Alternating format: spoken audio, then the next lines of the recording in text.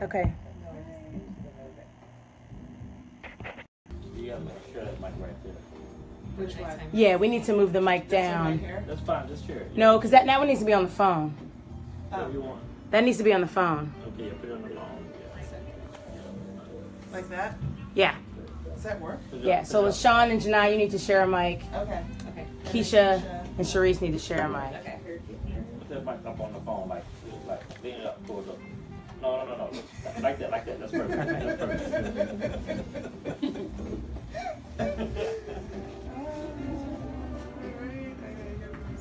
All right. You ready?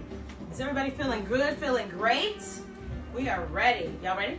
Already. Ready in these streets? Good? Yep.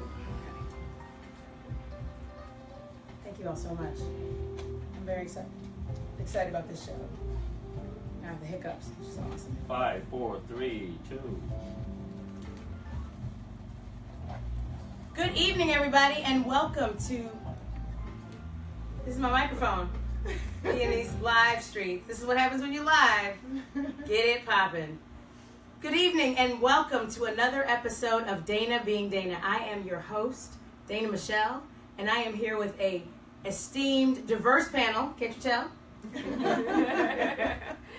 But we are talking about love, and love is one of my favorite topics. I'm not the best at love, but I believe in love. I'm very passionate about love, and I'm so thankful that I have such great friends who have such great, awesome, amazing love stories to share. And that's what we're here doing tonight. We're talking about different types of love, and we're talking about the fact that love has no labels. I truly believe in, and someone said this on a previous show, that Dana doesn't see color, she just sees people. And I have a ton of friends of different walks of life from my life, and I'm so thankful and just honored to have guests here who represent different aspects of that. So we've got people on the phone. You are tuning in to Dana Being Dana on Intellectual Radio. We are in our new space, which is fantastic. We're very excited about it, on intellectualradio.com, an iHeartRadio station. This show is sponsored by Gary Harris Private Client Group, and the telephone number for that company is 800-558-9769. So I first want to introduce the folks on the phone. We've got my friend Nikki, we met through a mutual friend in the legal space. Nikki's an attorney. We met when she lived here in Chicago, but she has since moved to, where are you now, Nikki? Living in Minnesota. Minnesota, yes indeed. Close to where Prince lived, right? Yeah. Are you at Paisley Park? Yeah. I wish. But Nikki's on the phone, and she's on the phone with her husband, Brian. Hi, Brian. How are you? I'm doing great. Thank you for having us. Thank you so much for turning up. Thank you so much for calling in. On the phone with him also is Todd. How are you, Todd? I'm doing well, thank you. Thank you so much for joining us. And Todd, where are you calling in from? I am presently in Telluride, Colorado right now. Telluride, Colorado. How's the weather? It's snowy and a little bit chilly, but it's beautiful. It's for this time of year, so it's gorgeous. Well, thank you so much for joining us. And you happen to be the boyfriend, the esteemed, lovely, loving boyfriend of my good friend Janai, who is here in studio with us. Hi, Janai. Hello, how are you? I'm good. Thank you so much for joining us. Also in the studio, we have my friend Nikisha. Hi. Who we'll talk to a little bit later. My friend Sharice. Hello. And my friend LaShawn. How are you? Hi, how are you? Awesome. So we'll get to everybody later on, but I want to talk to the three people on the phone, and Janai specifically, because the first part of our conversation is about interracial relationships. And Janai and Todd, can you tell us your ethnicity, if you will, your background? Sure. So I'm African American. I don't know much more than that, unfortunately. And we've got Todd on the phone. Todd, you want to tell us your ethnicity? Yeah, sure. I am German, Scots, Irish. Fantastic. And Nikki and Not Brian. African American. Not African American. AKA white. White. The white guy on the phone. Nikki and Brian. Exactly. Hello. Yeah. Same question. There we go. What's your checkbox? English, white, aka white. AKA white. And Nikki? And I'm African American. Fantastic. So I want to talk about your relationships because I think this is a very important topic. Let's first just start off. How did you all meet? Janai, do you want to start? How did you meet Todd? So can I ask Todd to tell the story about how we met? Because Yeah. he tells it better than I do. Todd, how did you guys meet? Okay. Okay, well, I'll try to keep it brief, obviously. Long story short, I was working for a company, Bang & Olufsen, and I was head of sales there. And Janai had walked into the store looking for a product that she had seen online or in a magazine. And as soon as she walked in, I was immediately smitten, but obviously wanted to be very extremely professional. Absolutely. And, How can I help you? And so, like I said, in the honor of brevity, you know, she came in and she was looking for a particular system, and I, of course, being the true salesperson, tried to immediately upsell her to a system 5 times the price. But I wasn't having it. She wouldn't have none of that. She was not having that, but so we really bonded over many things, in sort of the crux of the conversation over music, over places we had lived, etc. And then all of a sudden she was like, "Oh, I got to step out because I got to go up the road before this place closes, but I'm really interested in this, and I'm going to come back." And I'm like, "Okay, great." So she goes up the road, and I remember telling the coworker that I was with, and she was maybe in there for about a half an hour. We were talking, and I remember telling the coworker, I said, "I'm going to go to lunch." And he said to me, he's like, "Well, why aren't you going to stay for her to come back?" You know, he's like, "Seems like you two really, I think you like her." And I was like, "Yeah, I do." I said, "But I can't do that. It's not professional. You know, she may be a client. You know, so I'm going to go to lunch so it doesn't even, you know, going down that road and I'm not even tempted and whatever the case may be." So, of course, I go downstairs, I grab my jacket, and get ready to head out. And she comes walking right back in the door because apparently the place that was up the street was closed, so she came running back in, and there I am face to face with her. And she buys the item, and of course it gets even more awkward because I'm entering in all of her personal data, her Phone number. Getting all in her business. you know, and I'm just like, and then the whole time I'm just sort of like in a haze, and I'm like, I really would like to, you know, either hang with her or get to know her better or whatever the case may be, and I'm like, this is really, now she's buying something, so it's even more inappropriate. So basically, she purchased something on the way out the door. I tried to be as coy and as, I guess, as clever as possible, and we had bonded over food, and I knew that she was new in town, and I'd already been in Chicago for about, I guess, 3 or 4 years, and So you guys met at work? Card, obviously. You guys met at your job? At my job, yeah, correct. And how long So, have you guys been together? Oh, gosh, 6 years now? 6 years. 6 loving, long, romantic It actually years. doesn't seem like it's been 6 years. It seems much shorter. More shorter? It does. That's fantastic. Yeah, I love it. yeah. Have either one of you dated outside of your race before? I had. I have, yeah. Yes. Both of you have? Yes. Awesome. Nikki and Brian, we're going to turn to you. Where did you guys meet? So, I'll try to keep this brief too. We ended up meeting in Milwaukee. She went to law school with my sister. So, met her through my sister. Hey, about a year sister. younger, I went to UW Milwaukee. She went to Marquette. And met her, and to be honest, I thought she was very mean, but I thought she was cute. At that point, I was just kind of like, hey, you know, she'd be a cute girl to try to, I guess, chase a little bit here. And fast forward probably after maybe a year or two, where kind of kept running into each other. We actually started dating after my sister's and my brother-in-law's bachelor and bachelorette party. And we ended up meeting back up that night, and I offered to give her a ride home, but I forgot that I didn't drive. So I had to find a cab, and then at that point I realized I was broke, so my buddy gave me $20, and we took a cab ride home and talked a little bit, went on our ways. That I went on spring break, and afterwards gave her a call and started dating after that. So she fell in love with a frat guy, I guess is what she used to say. Well, she's cute and mean. I love her. How long have you guys been married? And how long has it been? Married. So, how long has it been since you guys been together? How long have you been married? We've been together about 12 years. We'll be married 5 years in September. And the newest addition to your family?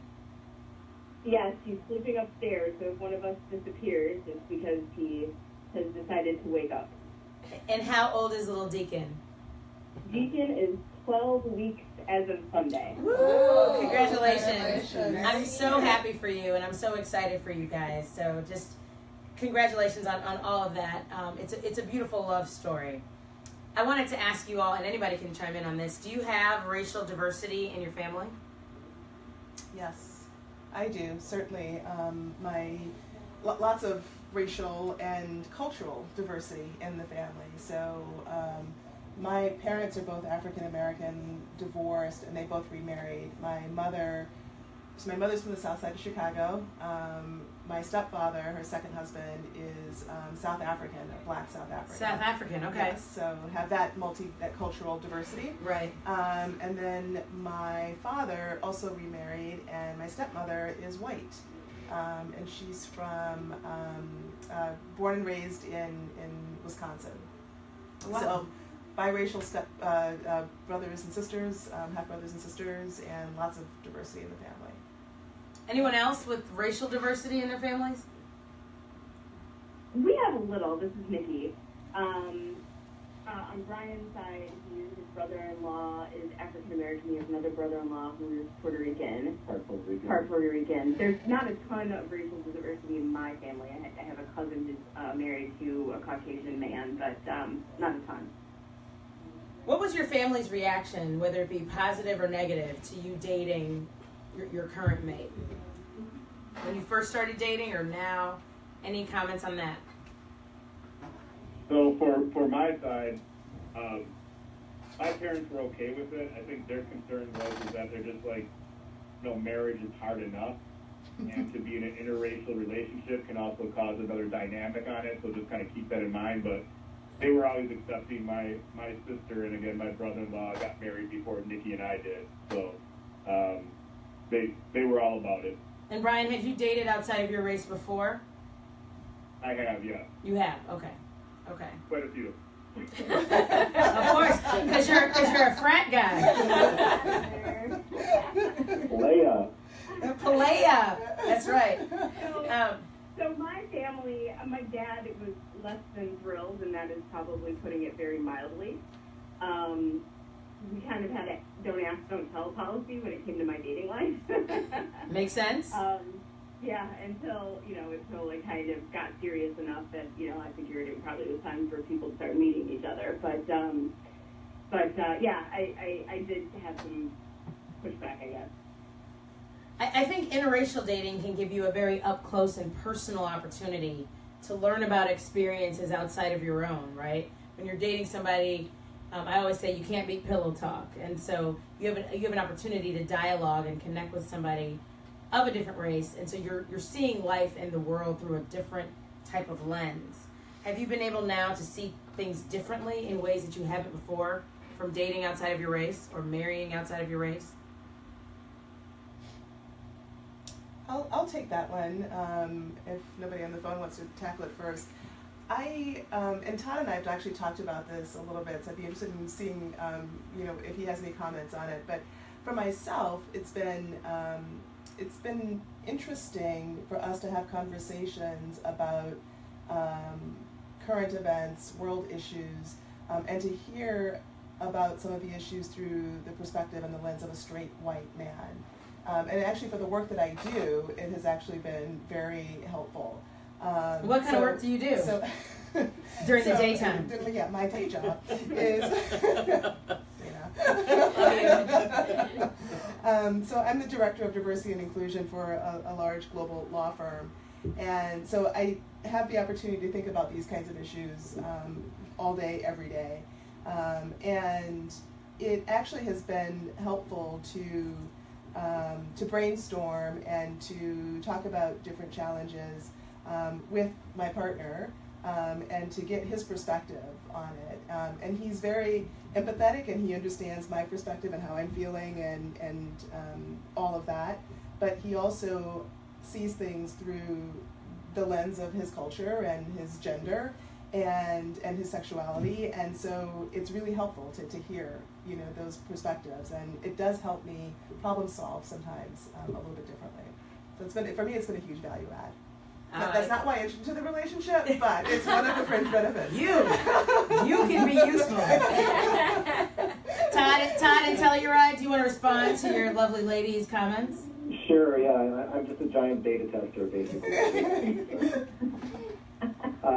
No, I would completely agree with that sentiment, and just add that it's been valuable for me to not only see, you know, through Janai's lens and sort of through that cultural and ethnic lens, but also it's helped me to also reevaluate sort of my perspectives and my thoughts and just sort of look at things from both sides. Not that I didn't necessarily do that before, but I think I'm a little bit more aware of it, and I would say that I pause a lot more before I act and before I do, and sort of consider what the ramifications may be across the board. Where I think before, just by nature of being a straight white male, that maybe wasn't always considered.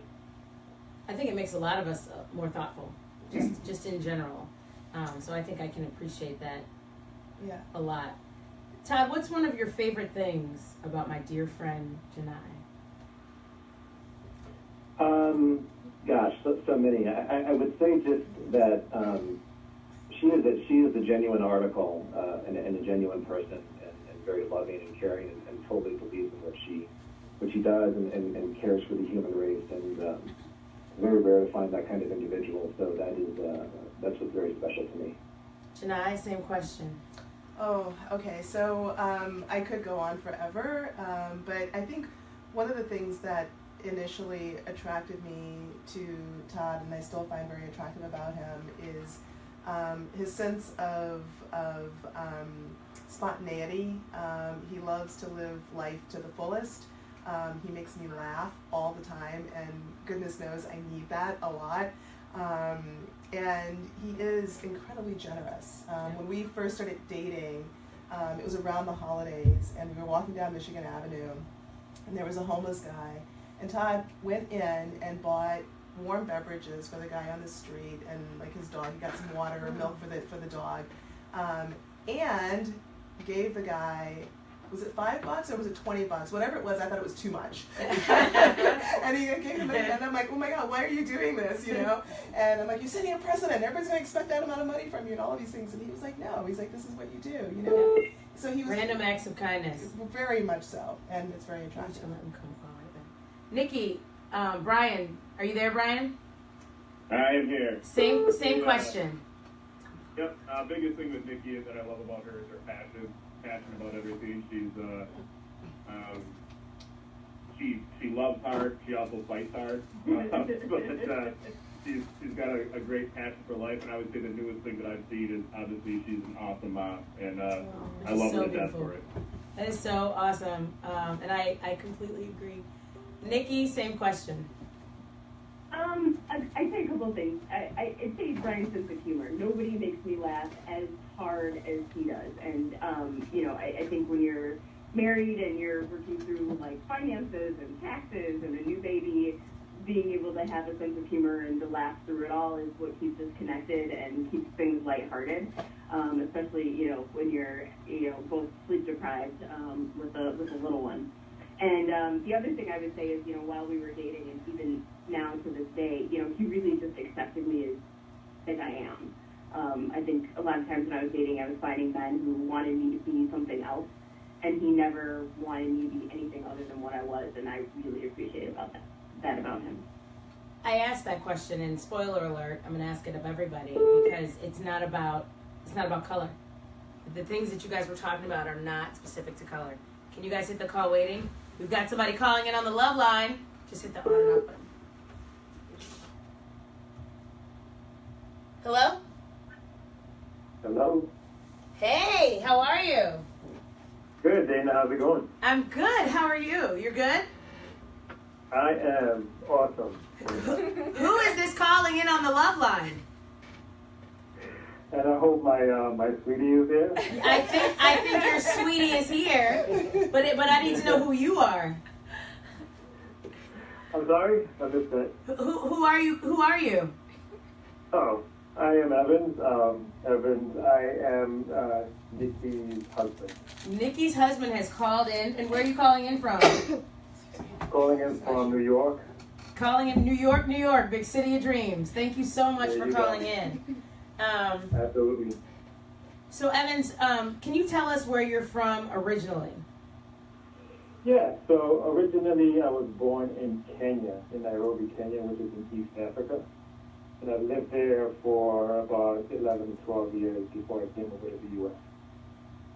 And when you came to the U.S., where did you come to? Came straight to Queens, just like Hakeem in Coming to America. Hakeem! I was telling this funny story before we came into the studio that intellectualradio.com, which is what you're tuning into right now, Dana being Dana, is a part of intellectualradio.com, which is an iHeart radio station. There's a high following in Africa. And when I first started doing the shows, I would get a lot of messages from people from Africa. A lot of people, hello, you are so beautiful. I love your new show, Dana being Dana. It is fantastic.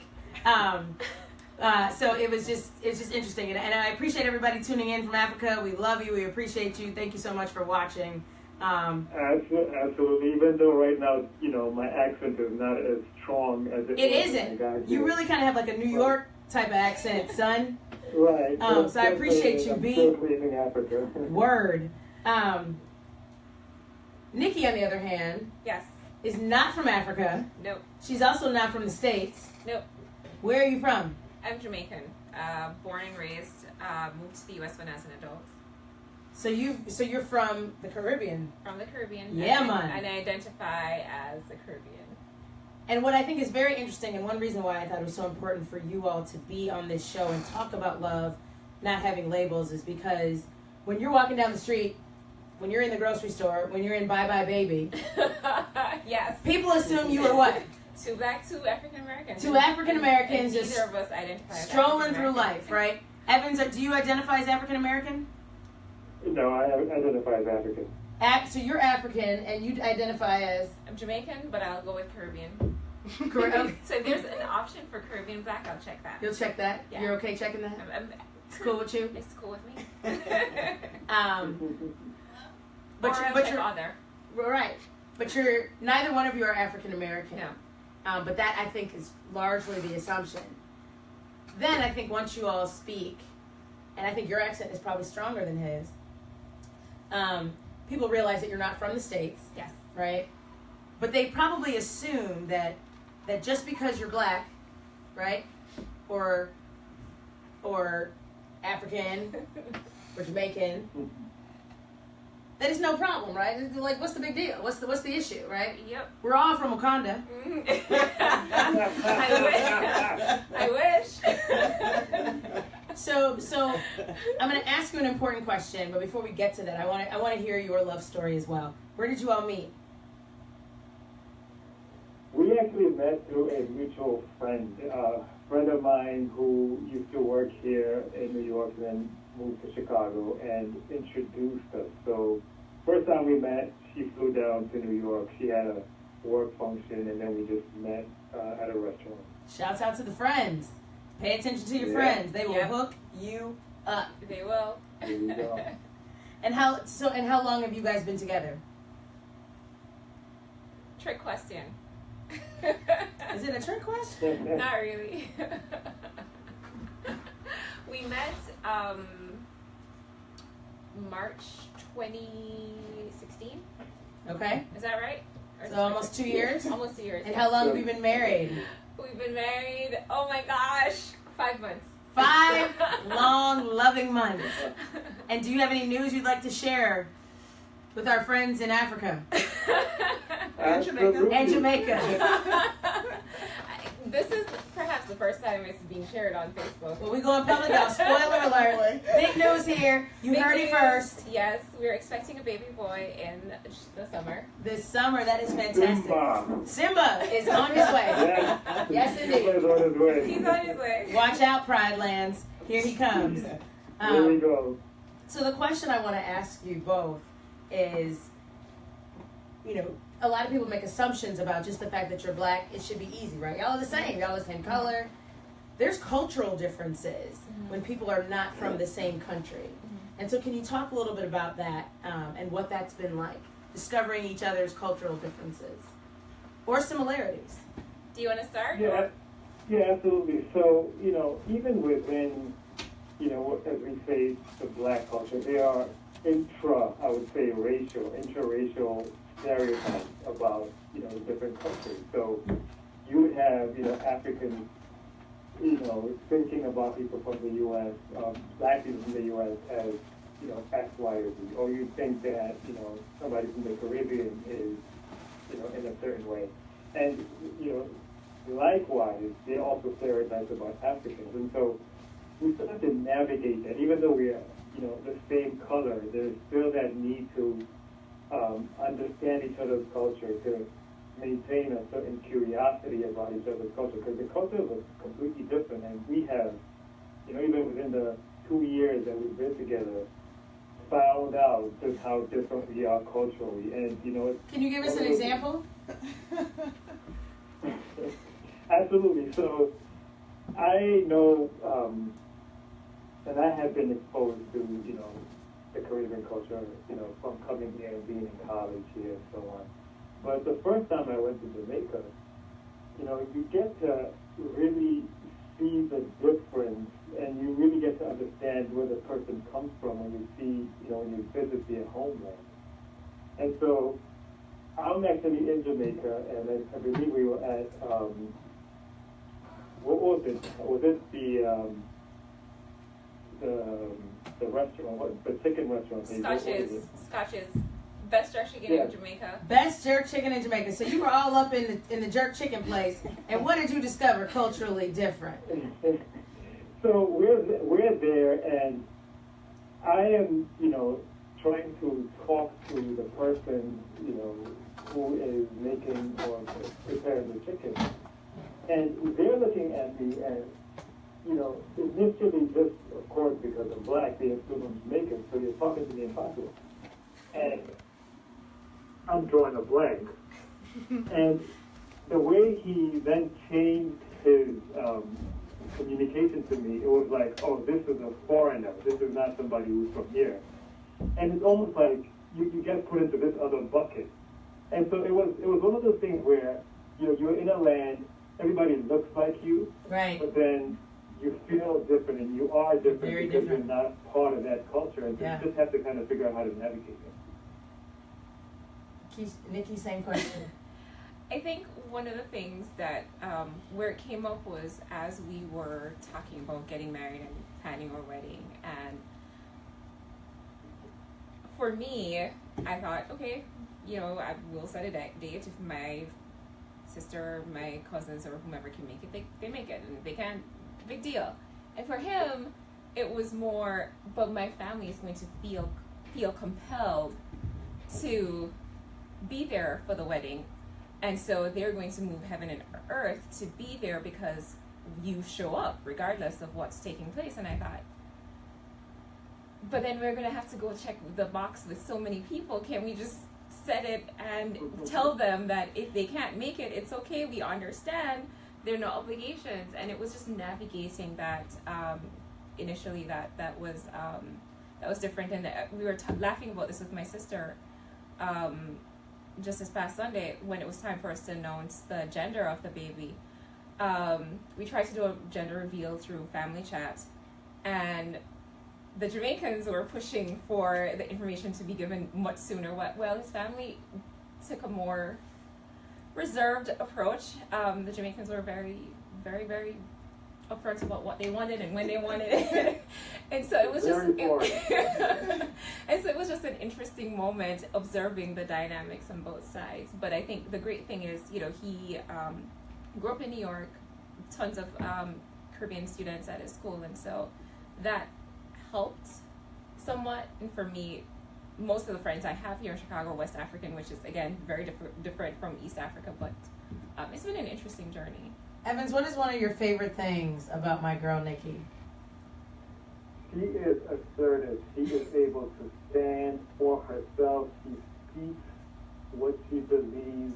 She is a strong black woman. I love it. I love it. And I completely agree. That's actually how I met her. Nikki, what is it about Evans? And I adore him. I got the opportunity to meet him this weekend when we all got a chance to hang out. So what is it that you love about your baby daddy? He is so patient and just very, very thoughtful. I moving to the U.S., not having any immediate family here, you rely on your village, and there are certain things you just don't think twice about asking people to do. But he's always so considerate about the impact it will have on the other person. And then just, when you're pregnant and you might ask for scrambled eggs in the morning for breakfast, and then when the scrambled eggs are ready, you're like, I don't want that, I want something else instead, and something else shows up, and just that real patience and understanding, I appreciate it so much. I think that's great. Thank you to everybody who's tuning in. Once again, you're watching Dana B and Dana. We're talking about love and love having no labels. We are a part of intellectualradio.com, an iHeartRadio station. We're sponsored by Gary Harris Private Client Group. Thank you all so much for sharing the show. I think there's a lot of great love stories here. The things that we're talking about are very important, and I think they're just very interesting. Who is that calling in on the love line? The love line is popping tonight. Got it? Hello? Hello, this is Carl and Chad. Carl and Chad, how are you guys? Good, how are you doing? I'm good. And where are you guys calling in from? We're calling in from Boston. Boston. Beantown is in the house. Thank you all so much for calling in. Chad, are you there? Yeah, I'm here. So Chad is one of my best friends from law school. We did a lot of clinical work together, helping kids. We were in the juvenile justice clinic, so we were helping kids who were in the system. And Chad and I had a shared love for what? All things show tunes related. All things show tunes related. He doesn't sound very proud of that. I know. And I promised, I threatened him that I said he would have to sing. But we do not have to sing.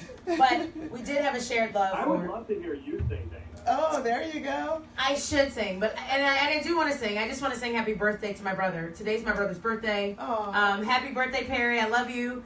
Happy birthday, dear Perry.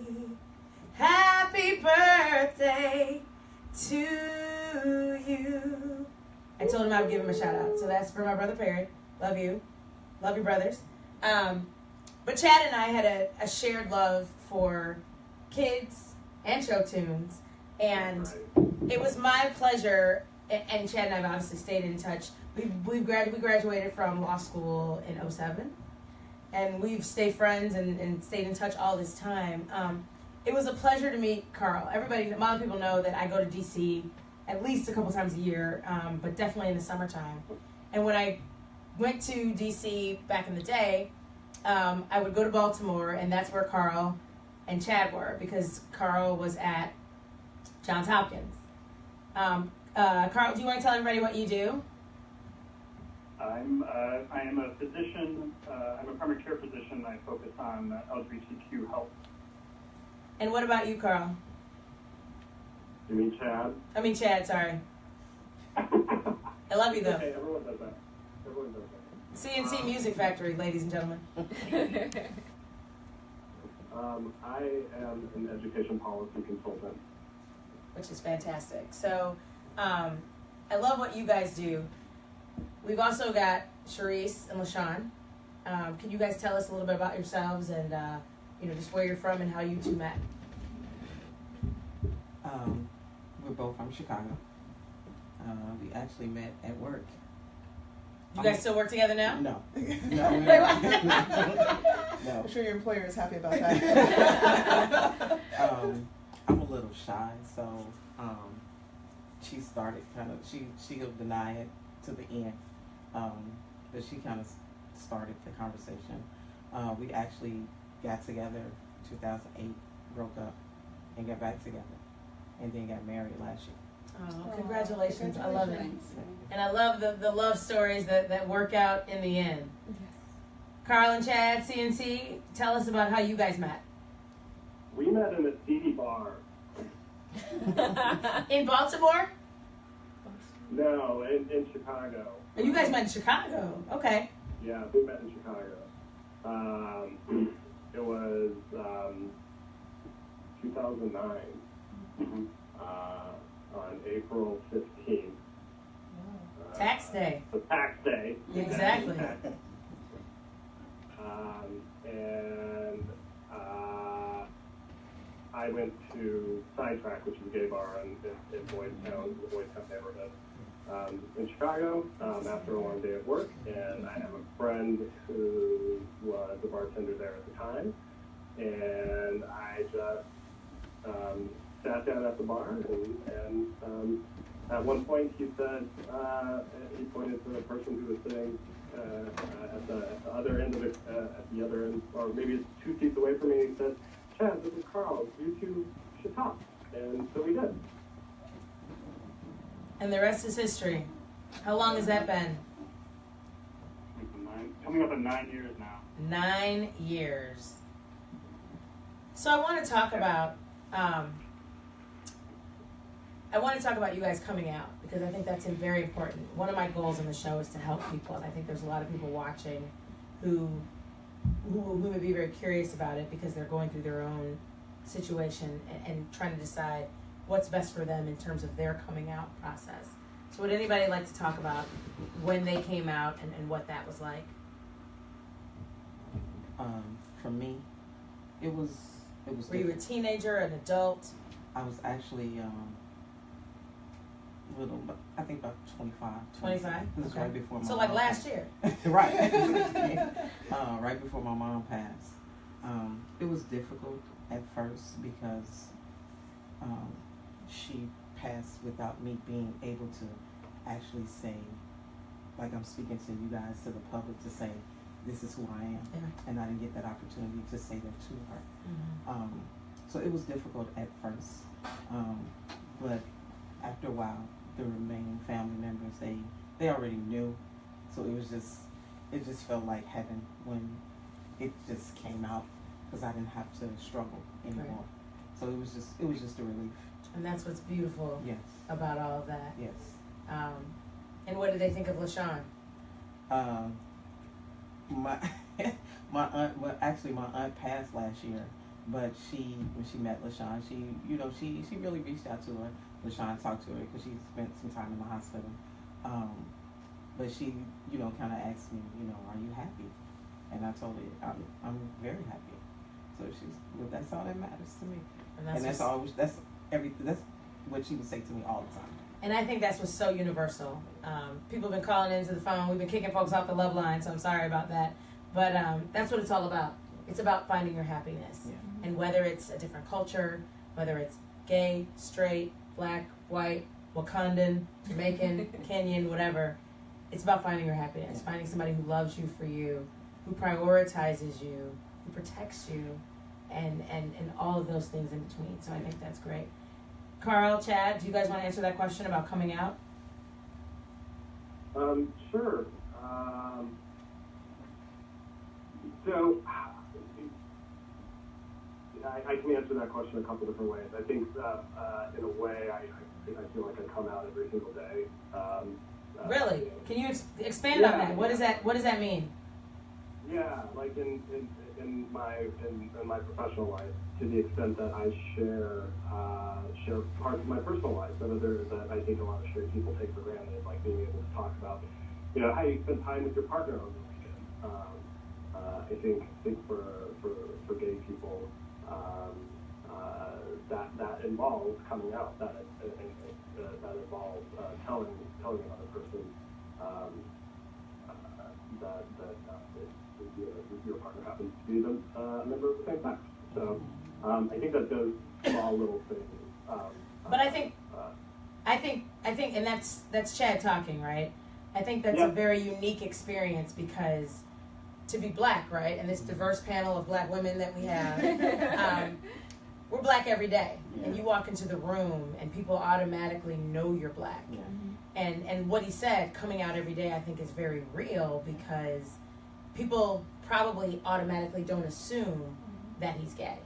And so he probably has to share that over and over and over again and manage the reaction, if you will, right? I wouldn't say deal with it, I wouldn't say accept it, but just manage it, which is a unique experience because when we walk into the room, right, they all assume we're black and African American, but not Jamaican. And they they assume that we are straight and we have a certain privilege vis-a-vis our straightness, right? That our gay friends, colleagues, family members don't have. Right. So there is, I think, there is a burden to that, you know, to having to, you know, come out every single day and explain yourself. Absolutely. Or choose not to. Right? I mean, it's still a burden. I don't explain myself anymore. Say that again? I do not explain myself anymore. And what do you mean by that? Closets are for clothes. Say that again? Closets are for clothes. Closets are for clothes. Got that? Yeah. I love that. I do too. Yeah. I do too. Do you think there's a difference? And I thought it was very interesting that I've got an African American gay couple and I've got a white male gay couple. Do you think the four of you have similar experiences or different? I think they will probably be similar because, you know, people just associate gay with gay. It doesn't matter if you're interracial, if you're lesbian or, you know, homosexuals. It does not matter. It's similar. You know, people may treat you differently because they may see it as, you know, God, quote unquote, you know, women shouldn't be with women, men shouldn't be with men. That's, you know, a sin. But, you know, it's their own opinion. We all sin, no matter if you gay, straight, whatever, we all do. But, you know, it's only one person that we have to answer to, and that's the man upstairs. Period. Right. So, you know, have your opinion. I don't have my opinion about others because what you do in your bedroom is what you do. See me for me. Have either of the four of you dated outside of your race? I have not. I have. I currently am. And what do you mean by that? Dana, I totally, this is Chen, I totally don't want to police you here, but I'm half Mexican. And I know you are. That. I know you are, Poppy. I love it when you call me that.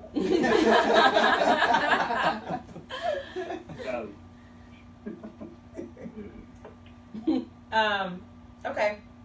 So I want to talk about it, and everybody can answer this question. In what ways are your relationship dynamics impacted by race, culture, sexual orientation? Because I think relationships, and somebody said this earlier, you know, relationships are hard, period, right? Living with somebody, loving somebody, day in, day out, their issues, their ups or downs can be tough as it is. And then when you throw in the different mixes of all the things I mentioned, plus the societal perceptions and pressures, right? There's a lot of stuff in media, there's a lot of stuff that are external forces that impede on relationships, right? So does anybody want to talk about some of their relationship dynamics? And I know we don't have some of the boos here because they got kicked off the love line, but does anybody want to talk about in what ways are those dynamics impacted by your circumstances? So I'll jump in and start the conversation. You know, it's, I think my way of answering that is to focus on the mindset. I think if you want to focus on how hard it is because you are in a relationship that's somehow different, you can do that, and that can become incredibly burdensome. And I'm not discounting the challenges, right? Like, I mean, Todd and I definitely see very fundamental things very differently sometimes, and we do argue about it. but we do argue about it, right? And we do talk about it, and we do end up on the other side of it, and I'm grateful for that. What I prefer to focus on are the things that we do have in common, and actually thinking about not so much being an interracial couple, but being a multicultural couple. Because when you focus on the culture versus the race, there's so much more depth there, and there's more stuff to explore and more things that are interesting. So focusing on his German, Scots, Irish background, then we get into his heritage and where his ancestors are from, and we've got a new place to visit and all of that, right? As opposed to saying, oh, he's white. And cultural is everything. Yes. Right? Cultural can bleed into your experiences and where you're from. Yeah. You guys said you're both from Chicago, correct? Right. Carl and Chad, where are you guys both from? I'm from Colorado.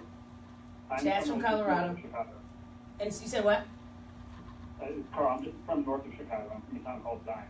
So I know Zion. So do you guys feel like there are differences culturally, being from different parts of the country? Yeah, I think so. I think we do have, I think that there are parts of each of our histories that are common. And I think, like my mom's side of the family is German, Irish, a lot of European stuff. And Carl has a very similar background. So at least my mom's side of the family and his side of the family, they mesh really well. Like that was an easy introduction.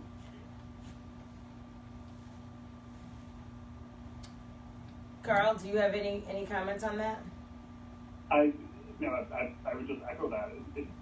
Given where we have grown up in we both grew up not in large cities, to be honest. And as a result, and especially myself, I consider myself thoroughly Midwestern in terms of temperament. Chad is very much kind of the same way, and that's kind of how we navigate. Well, what gets in our, I don't think gets in our way, but any barriers we do see are mainly around our sexual orientation, and less about the fact that we are an interracial couple, or although that oddly enough comes up every so often. It does. I have never been stopped at CSA more often than when I travel with Chad, just because his last name's Arabic, and that seems to trigger a written check. Yeah. So what he said was that Chad's last name is Arabic, and it triggers. So they get stopped more. He gets the random check. When they get the random check. More often. Can you step over to the left, please? Exactly. Any advice for other people out there who are looking for love, and it may be they've never dated outside of their race, or they haven't come out yet, or they haven't, they're dating outside of their culture, they're interested in somebody else. What advice do you have? Because I think to do that takes an act of courage. And so any advice out there for people who are watching who may be struggling with pursuing that? I think Janai hit on this when she described the dynamics of the relationship, is focusing on the similarities. For my family, at first, when I first broached the subject of so what if I should date an African? Like, how would you feel? And my parents were not thrilled. And, Evans and I discussed it, and then I went back to my father and I said, hey, so someone I want you to meet, and this is where he's from. And once I started explaining to him how he was raised, his family background, he felt very different then, because he understood the person. I could identify the similarities. He comes from his parents are still married, grew up in a family situation. Those were the things that were important to him, and so for him it was easier to get over to overcome the cultural difference.